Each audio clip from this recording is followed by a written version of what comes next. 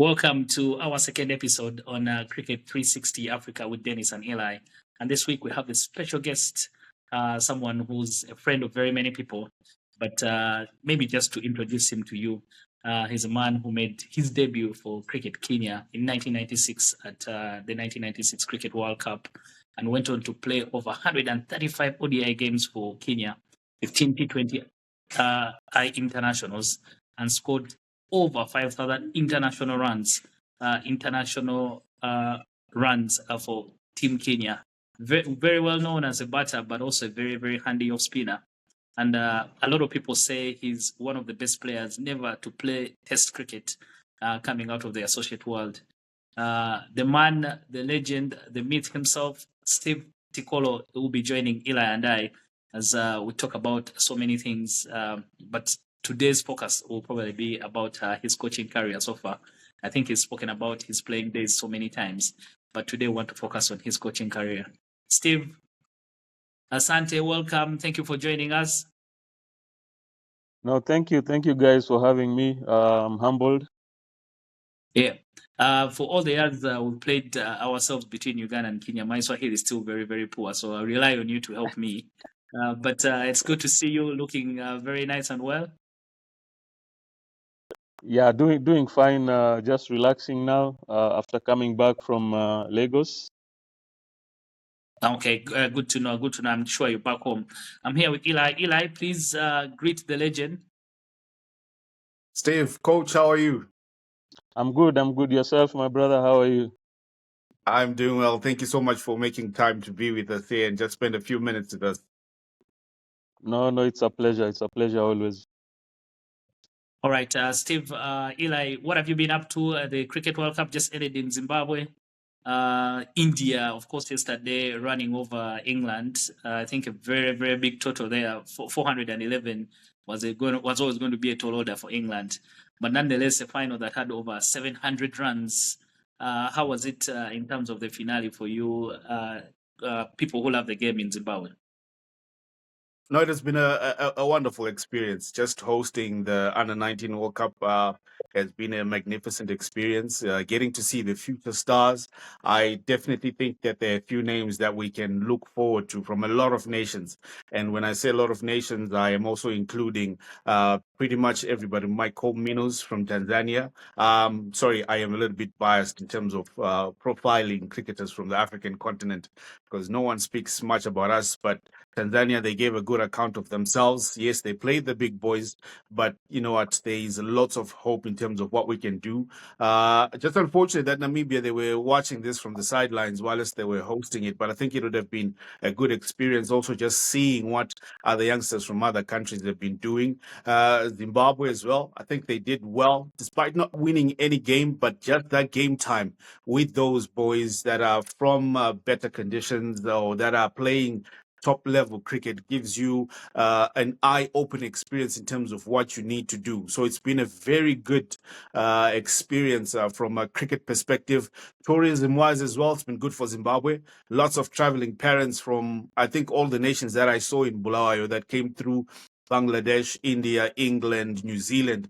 There were quite a number of contingent of fans. I even saw some West Indies fans that were at Harare Sports Club. I'm sure they had booked themselves that West Indies could be in the final, but you know their boys had an early exit, but they stayed through right through to the final.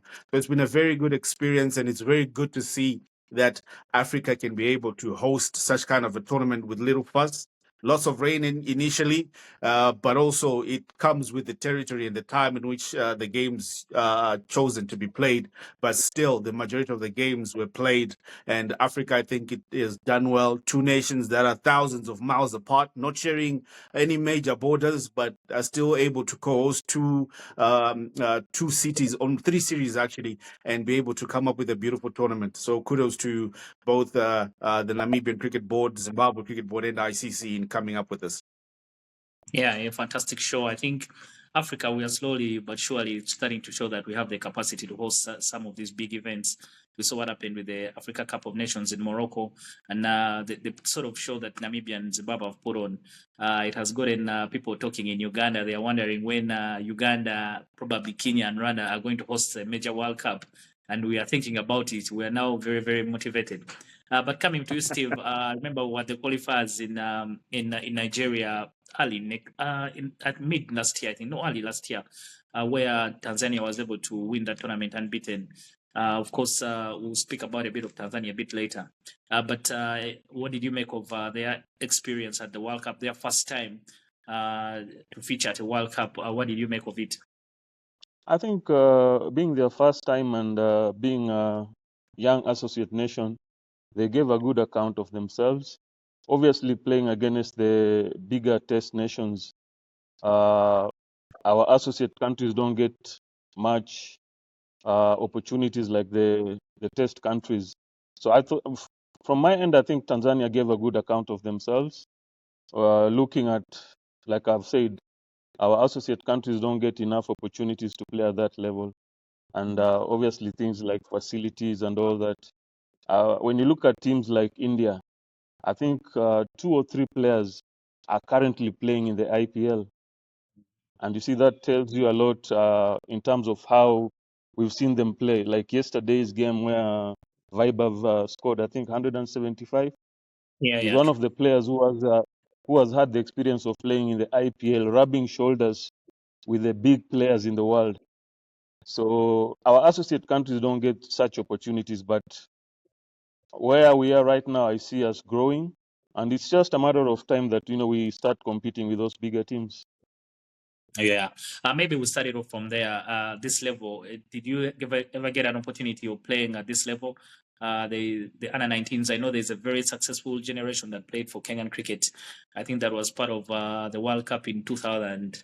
I remember one of those games, those days. Steve, remember how Gogo used to be? They used to put up the results in the bar, and I think they had been run over by a very, very strong Australian team. I think they scored about 50 all out, and Australia had scored 460 plus Michael Clark and Shane Watson. That generation of players going berserk against that Kenyan team. But later on, guys from that same generation actually went on and were part of that very, very successful Kenyan generation. Did you get an Yeah, opportunity yeah. of playing at this level? No, I didn't. Unfortunately, our generation, we never got the chance to play in the under 19 World Cups. I think by that time it had not started. So Yeah. the generation that came later on, the Maurice Oumas and them, are the ones who got the opportunity to play in the under 19 World Cup. Okay. Okay. First of all, today we want to talk about your coaching experience. Yeah, you've been around the African associate teams, and for the last 3 years, you've been in charge of the Yellow Greens of Nigeria, both the senior men's team and the junior Yellow Greens. What has that experience been like for you for the last 3 years? It's been a good experience. When I look back, when I joined them in 2022, I think it was around October. And by the time I was finishing end of last month, it has been a steady progress. I'm happy to say that there's a big improvement when you look at 3-4 years ago. 3-4 years ago, nobody was talking about Nigeria. But right now, when we go to tournaments, most of the teams are looking at Nigeria as a team that can cause an upset. And for me, that tells me there has been a progress in the three or so years. So happy to see them progress, and I hope that progress continues. All right, just before Eli comes in, I just wanted to ask a rejoinder question to what you just answered. Does that give you satisfaction? It may not be a lot of, now that these days I have to find the balance because I sit on both sides of the table. I'm a board member and then I've been on the other side as well. But and in terms of board members, most of them will be looking at we haven't improved so much in our ranking. But you've just mentioned something that is sort of a measure that I mean, 2 years ago, no one was talking about you, but now when I live now, a lot of people, are talking about you. For you, is that sort of a measure of progress and improvement in the side? Yeah, it is. For me, it is a measure of improvement. Obviously, my motto is wherever I go, I want to leave the place better than I found it. I know a lot of people measure success in trophies and winning matches, but if you leave a place better than you found it, For me, that is success. And look, cricket or sports, it's a long process. For you to get a champion team takes a number of years, maybe 5 to 10 years. So if the progress is going upwards, I'm sure at a certain point, the team will start winning trophies. Will start winning competitions. All right. Eli? Coach, from me, I want to tackle this one in a little bit of stage by stage. I will take you back. What was the transition like for yourself from jumping from being a player into a coach? What was that period like for you from that transition of saying that I am now stopping to being a player and becoming a coach? I think for me, the transition was a bit easy because I was just transiting into the same field, cricket. Now I was taking a more major role in terms of leading a team as a coach. But the basics and all that still remain the same.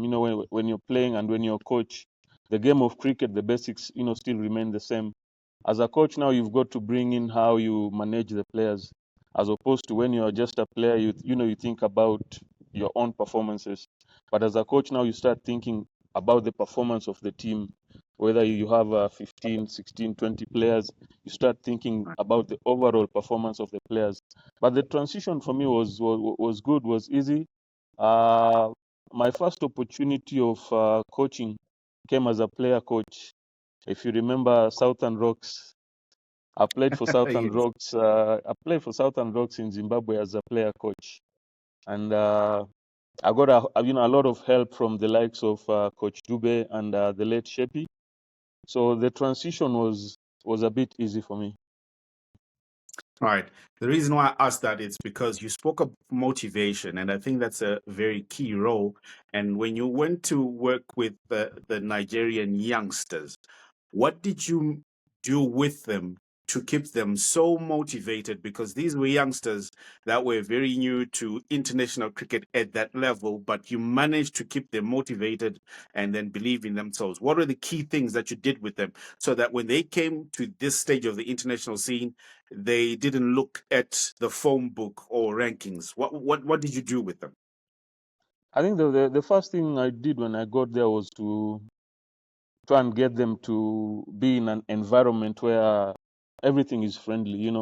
Yes, I'm the coach. They look at me as a father figure, the name Steve Tikolo and all that. But I just tried to make the environment a bit easy for them, relaxed and friendly in such a way that as players they can approach me. We have discussions about the game. We can talk about anything. Once you do that to a player where he has belief in you that I can go to coach and we can talk about anything, then everything else starts falling in place.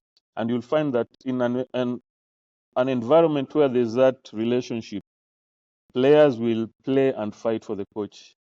A lot of coaches come in with that hard-handedness and wanting to push players around, or if a player fails, castigate them and all that. But if you create an environment where there's friendliness, you find that things start falling in place. So that was my number one motive: get a friendly environment, and then just explain to them that if you want to be successful at the highest level, you've got to put in the hard yards. Nothing comes easy. You've got to work. And remember, cricket, or even a game like football, they are repetitive sports. The more you do the good things, the more you start seeing the good results. So I told them we will have to work hard. Anytime we get, we'll be in the nets working hard, whether it's training or playing games, because that is the way you become better. And then the third thing I put across to them was they must believe in themselves. Uh, See, when you look at Africa, we have so much talent, and it's about nurturing that talent and putting that self-belief in them that they can compete with anyone. Uh, yes, there are those bigger teams, the test-playing countries, but if you believe in yourself, believe in your abilities, and work hard on your skills, you can beat anyone. when on my short stint with the Cricket Cranes, Steve was the coach with Martin Suji. I remember one of those tours we had to Kenya. Unfortunately, I read a lot of that time, and I had to leave in the middle of the tour to go back to work. So it was very, very. I didn't enjoy so much time with him, but I remember when I joined, Steve was there with Martin Suji. But I just wanted to ask Steve: was it easy for you because you were a player? Was it easy for you to find the balance between being very hard. Like this short time I tried to coach, because I never liked running so much. I always make sure that my teams don't run at all. If we're warming up, we're warming up with only one lap, and then we continue with the rest of the drills. But was it easy for you to find that balance because you were a player, and then now you were a coach, sort of, so you understand what sort of environment is ideal for a player to give you their best? No, yeah, I think having played at the highest level gave me that balance in terms of how to treat the players. Since as a former player, you know what is required of you, how much you must push yourself in terms of fitness, and also the extra work you put in your skills. So that has really guided me in the way I handle the teams that I've worked with. I know when to push hard, and I know when to slow down a bit. So it does help, having been a former player at the highest level. Just to continue on the note with your stint with the Nigerian team, I know a lot you've spoken about what you did with them from your coaching perspective, but also I'd just like to find out that from the Nigerian Cricket Federation, what structures did they have in place or that you were able to put in place with them that were key to the success that you had with them? Because this is a two-way system. The coach will bring in his input, but also what does the federation bring? What did they bring to allow you to be able to achieve those results? I think from a coach's point of view, like I said, was to be able to get the players to do more drills in terms of honing their skills in batting, bowling, and fielding, and also the fitness part. Just keep pushing them in all those drills. From a board perspective, they really tried so hard to help me in terms of facilities, facilitation. Nigeria is a vast country, and players are in different states. So every time we needed to have a camp, they went out of their way to get the players to the camp. Sometimes the camp is in Lagos.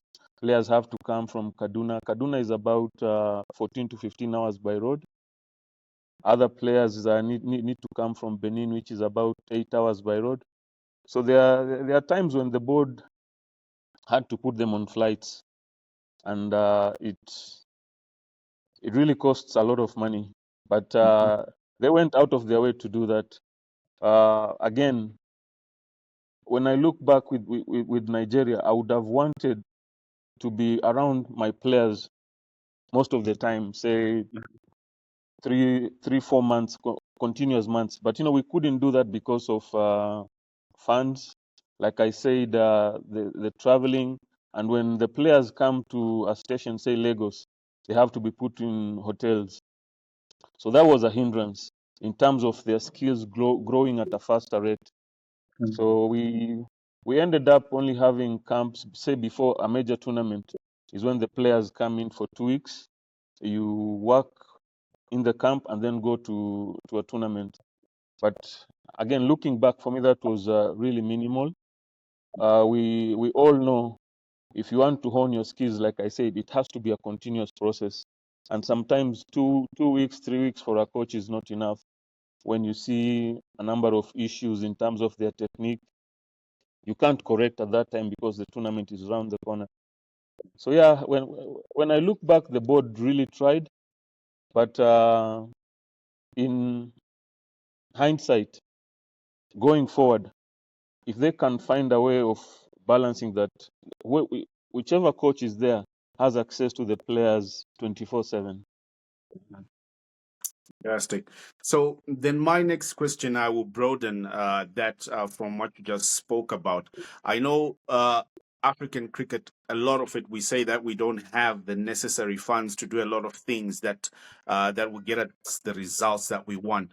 But from your perspective, one from being a player and now you have coached quite a number of sides. What do you believe that African cricket needs to pay attention to for the growth of the game or to get us better? Not that we have the best of all things, but for us just to be a little bit better, what do we need to give our attention to at the moment?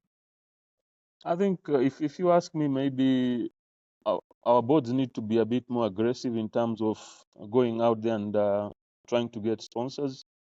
I know people say, oh, it's difficult, or sponsors want to be associated with teams that are winning. But I'm sure if we sit down and find a way of selling the issue to the potential sponsors, uh, maybe take a route and say, go to the sponsors and say, this is our national team. We want you to come on board and support our national team. I'm sure there are so many patriotic people or sponsors who would want to be involved in that.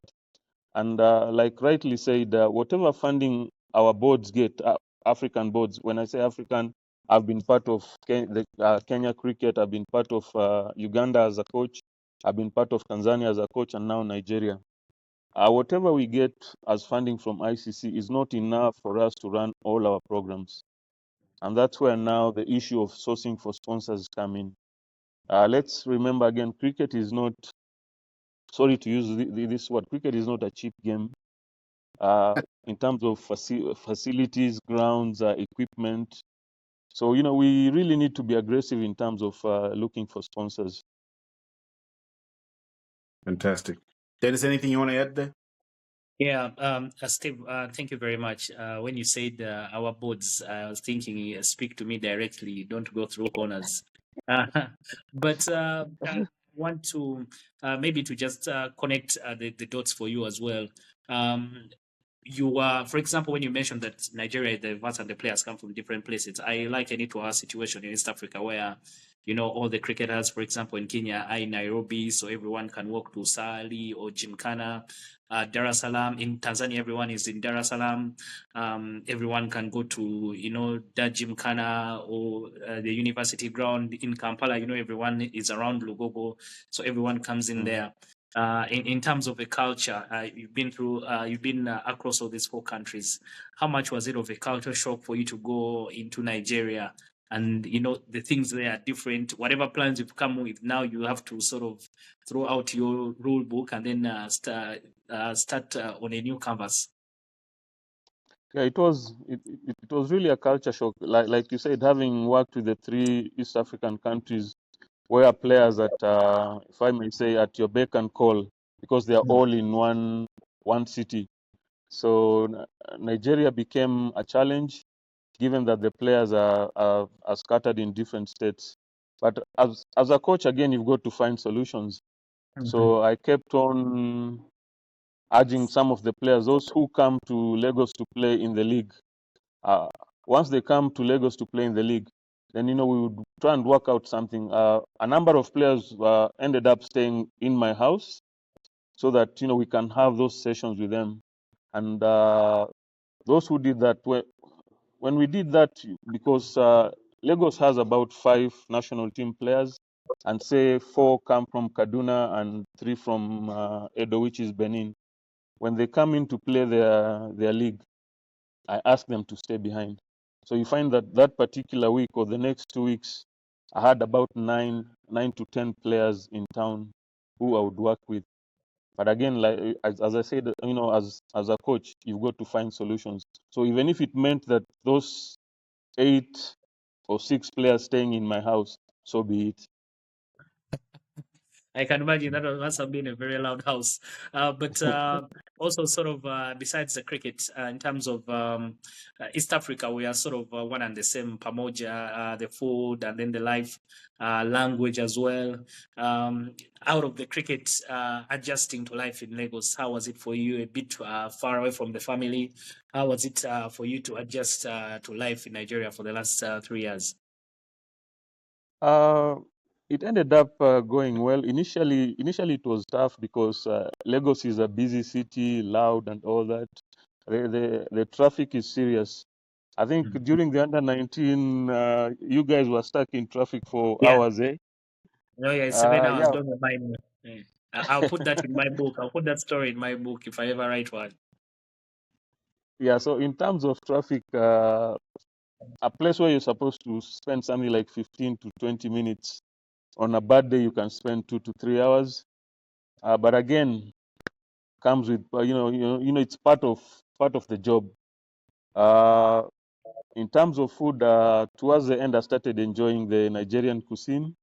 Initially it was a bit hard because of the pepper, pilipili, the chili. But towards the end I started getting used to it. And also being away from the family, was a big challenge.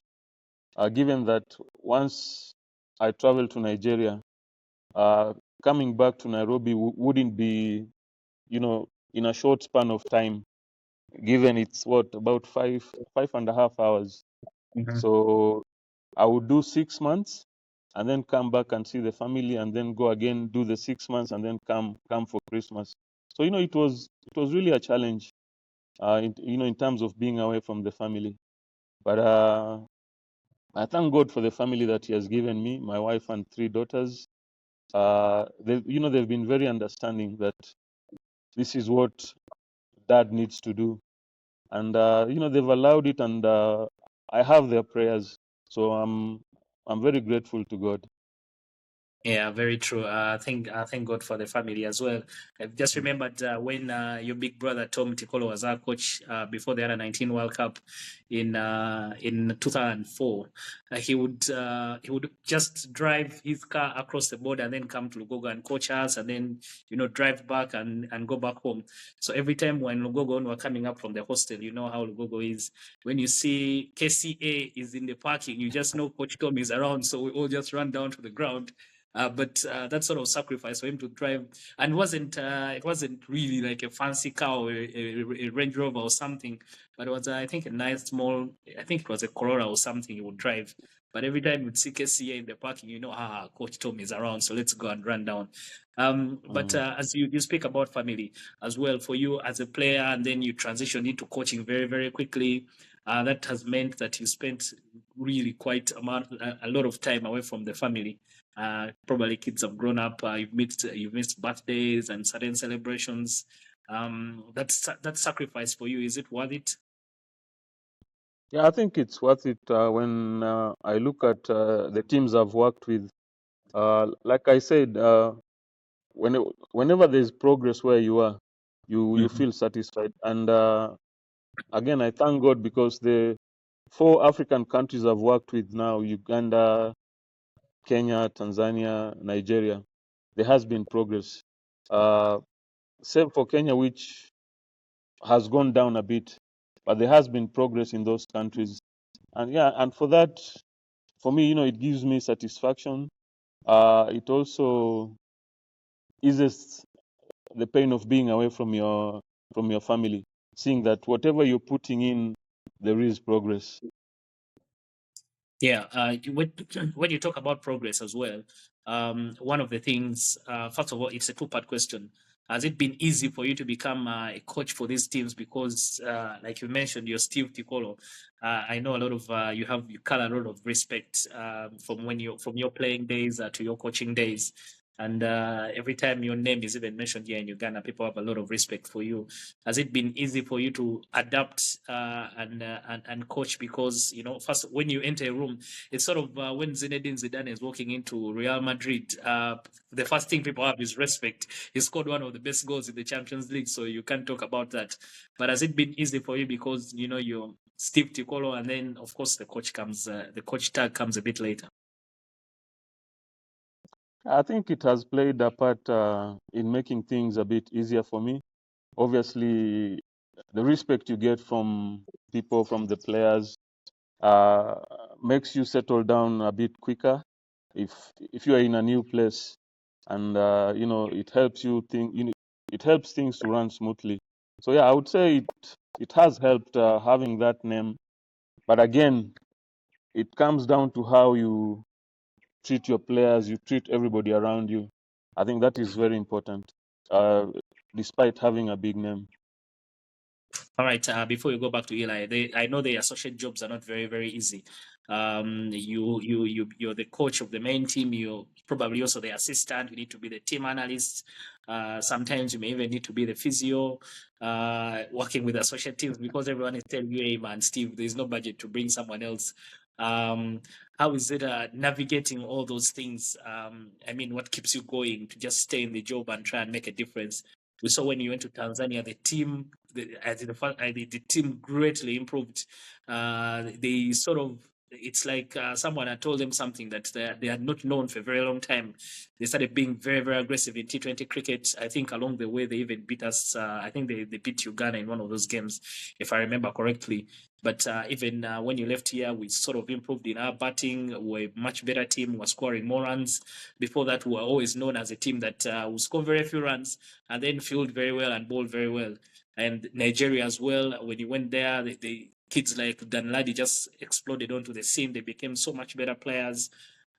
So in terms of all the challenges that come with the job, how do you sort of stay motivated to just keep going and then see these teams improve and go to the next level? I think at the end of the day, it's a personal decision. There will always be challenges and obstacles along the way. My way of approaching that is just to focus on the job at hand. That I want this team to go in a certain direction. I want the team to improve, and focus on that. But also behind the scenes, keep talking to the officials involved, if it is the board and all that, that we need to put certain things in place. And I'm happy that wherever I've been, when I've spoken about that, say I need an assistant coach, I need a physio, I need a team analyst, the people involved now, the top management have listened. And if you look at Nigeria now, on our technical bench, we have five guys. We have the head coach, we have the assistant coach, we have the team physio, we have an analyst, we have a trainer. But when I went there, it was just myself and the assistant coach. And sometimes the physio would come in. Sometimes we don't have one. We go and get one. Say if you're going to Rwanda, you get a physio in Rwanda. But over time, having those discussions, that it is important to have these structures in place for the team to move forward and be successful. I'm happy that the top guys have listened to that and are trying hard to put those structures in place. All right, maybe the final one as a rejoinder to that. How do you sort of manage the politics? It's very, very difficult. We in Africa, you see the board member thinks he knows more than the coach, so he's thinking Eli should be playing ahead of Dennis, or Dennis should be playing ahead of Eli. And sometimes we've seen some coaches being caught in that crossfire of, it's important for you to also be able to manage up as you manage down. How has it been for you navigating the politics, with your president or with your chairman, to make sure that you focus on your job, but you also try ensure that you can sort of have influence in getting things that can help the team? My motto has always been to try and stay away from politics. I'm a person who does not like politics, issues of exchanging words with people, but I'm very confident in what I do. And if I select a team, I would want to back that team. And whoever asks, why have you selected Dennis? I should have an answer for them. So in that respect, I'm very confident in what I do. And at the end of the day, I work hard so that whatever I do produces the results. And if there are any critics or whoever thinks I've not done the good thing, they must see it from the performances that the team gives. So yeah, politics will always be there, but I try and stay away from politics, focus on my job, and try and get the best out of the team.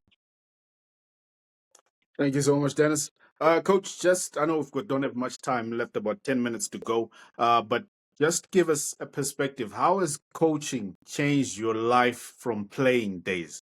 What are the changes that have been there for being a coach? I think the changes that are there now is I look at things from a different perspective now.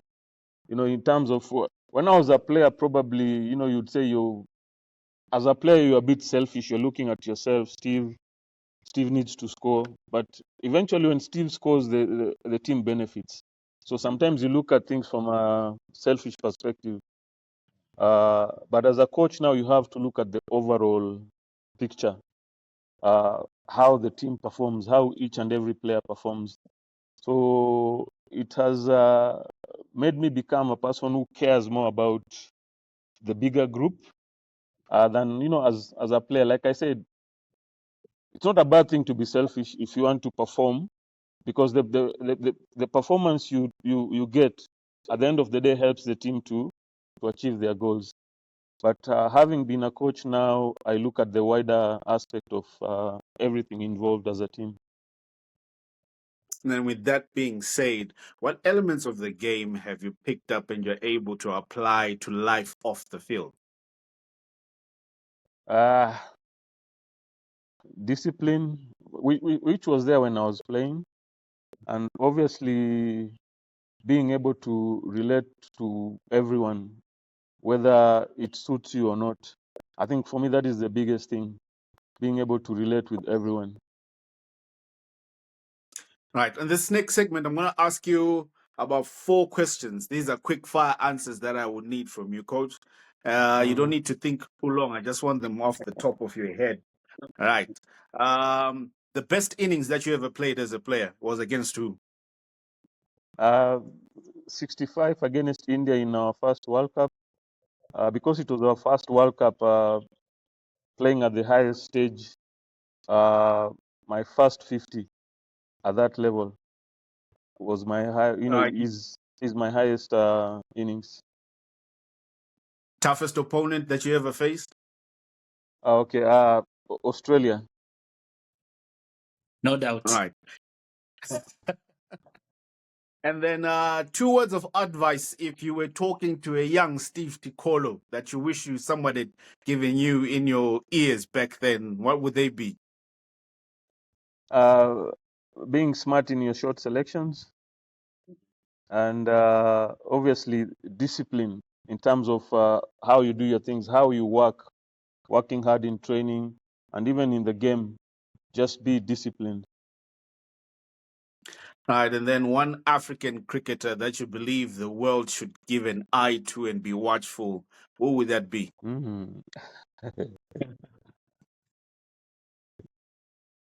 That one is a tough one. Off the head right now, I would say Suleiman Runsewe from Nigeria.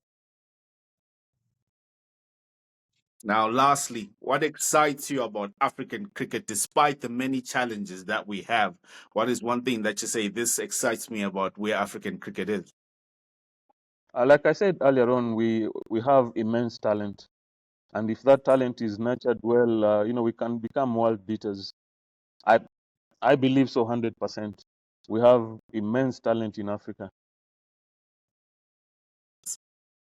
All right, Steve, as we wind up, maybe just 2 things from me.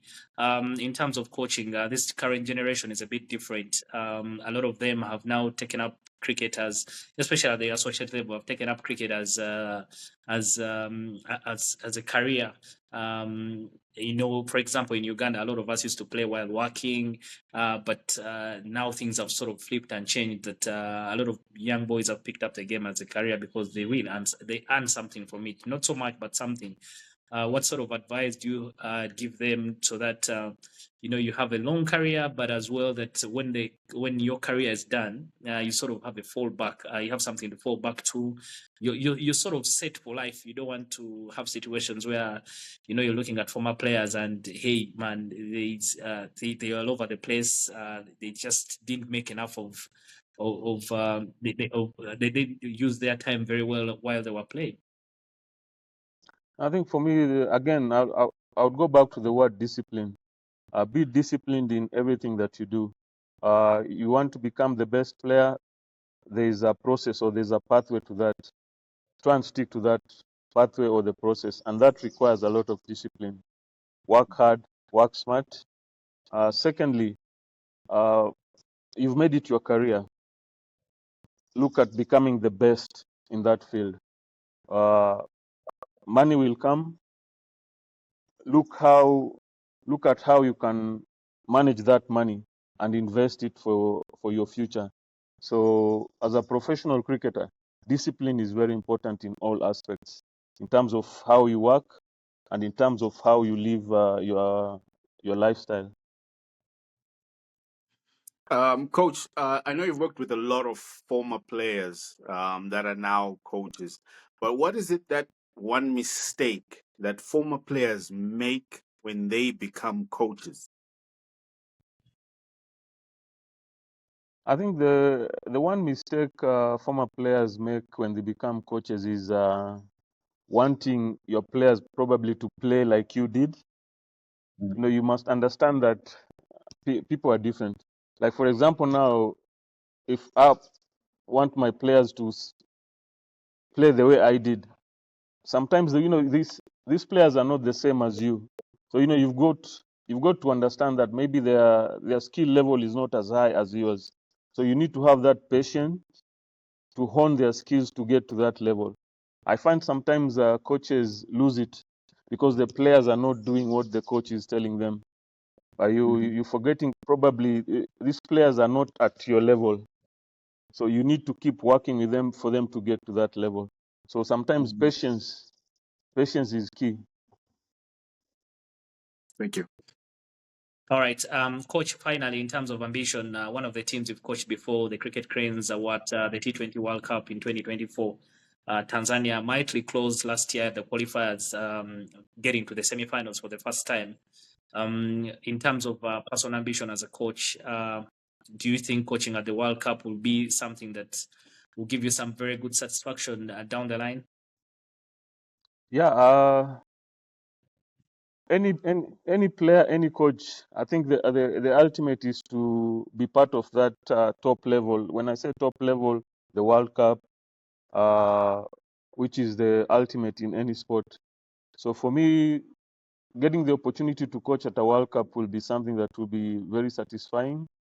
Uh, Depends with which team I am with, and obviously, when you take a job, the coaching job, those are your targets. Get the team to the World Cup, uh, and again improve the rankings. Okay, I'm picking up on something you just said there that depending on the team you're with, meaning that you're still on this journey as a coach. Any idea where will be next? Is it Rwanda? So that you finish East Africa or Zimbabwe? Could be in Zimbabwe, but are you taking a break from the coaching a bit and then we'll see you again somewhere? Yeah, obviously you'll see me somewhere again. Like you said, I'm taking a break maybe for a month or so. Uh, the minute Nigeria announced that I was leaving, I think the next 2 days my phone was busy with phone calls and messages. People people asking me what is the next move. But I needed to come back home first. There are some family challenges in terms of health on the home front, so I needed to be around and sort that out first. And then after that, we can see what happens. But I've already received a number of offers, which I don't want to go into. But we'll see in the near future what happens. Yeah, your nearest destination, on your next destination, I hope we'll be the first people to know where you're going to next. But one of the things I vividly remember about Steve and well, when I went to Muiri, our hero for me growing up and learning cricket was Kenneth Kamyuka. Because he was in a higher class and we were in the lower class. So he sort of inspired us to take up the game. And every time we'd play with him, he would keep saying that, Musali, I can't allow you to face. You have to only run twos. I'm the only one facing. So we sort of grew up idolizing him and following him around. So when he played for the national team, I remember he used to come. The Kenyan teams used to visit Uganda as AfriPals. I think every Easter holiday, and Steve was one of those teams. So you can imagine we all left school to come to Lugogo to watch our hero Kamyuka up against another Kenyan hero, and Steve mistreated Kamyuka. We're not very very happy. From that day, we said, yeah, our hero is being hit all over the park, but. Those are some of the good memories that I remember from, those are sort of the things that inspired us to take up the game and keep playing. But Steve, thank you very much for having us, for joining us. Very, very privileged. And we hope to see you on your next journey, wherever you will be. Hopefully, we'll be there as well. And then we'll continue this conversation. Yeah, but you know that particular game, Kamika said something to me when I walked into bat, and I think Can you? later on, after the game, he regretted what he said. He would have been better off keeping quiet. I don't think he was the kind to back down from any challenge. So he must have learned from that as well. Yeah. Steve, we wish everyone home very good health. Hopefully, everyone gets well. And we'll see you on the next journey that you're on. And then we'll keep telling the story. So thank you very much for giving us your time. Eli and I are very, very privileged. No, thank you, gentlemen. My pleasure always. Thank you. All right, Steve. Thank you very much, Steve. Yes, And that has been our conversation this week on our second episode of Cricket 360 Africa with Denis and Eli. We've been speaking to a legend of the game, Steve Tikolo, a man who they say was the best player out of the Test world to ever play cricket. But now he's on a journey to make sure he keeps improving teams across Africa. And wherever he goes next, we'll surely be the first to tell you. I've been Denis Musali in Uganda with Tawanda, Eli, thank you so much. Thank you, Coach, and thank you for listening. Yeah, until thank the you. next time, Thank we'll you. see you then. Thank you, Steve, for joining us. We'll catch you on the next one. Cheers. Thanks.